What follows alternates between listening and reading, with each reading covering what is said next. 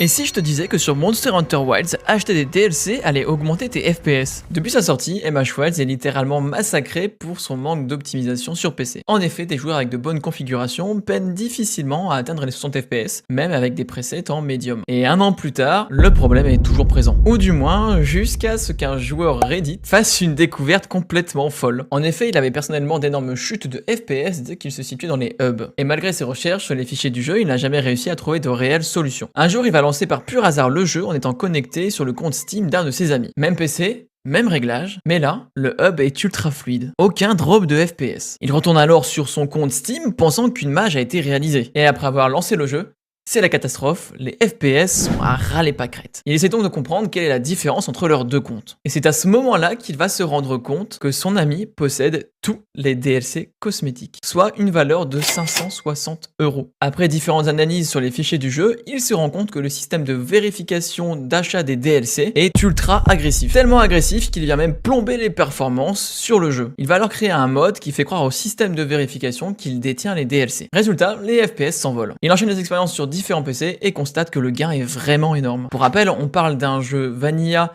qui dans le hub subissait des drops à 20-25 FPS, contre un jeu avec tous les DLC qui affiche un 80 FPS constant dans le hub. Il va ensuite réaliser des essais avec différentes quantités de DLC, et l'auteur indique alors qu'entre 0 et 100 DLC, le gain en FPS est constant et important, mais qu'au-delà de 100 DLC, le gain se fait moins ressentir. Depuis, le réditeur a été contacté par Digital Foundry, qui ont récupéré toutes ces données pour approfondir le sujet. Mais attention aux amalgames, ce n'est pas un système volontaire de la part de Capcom, et il n'aurait aucun intérêt à mettre ce système caché en place. On parle ici d'un bug majeur lié à une implémentation maladroite d'un système de vérification des DLC. Monster Hunter Wilds a certes de vrais problèmes d'optimisation, et cette découverte en est une conséquence, mais pas une volonté. Reste maintenant à voir quand ce bug sera corrigé. Et pour finir, je tiens à faire un petit disclaimer.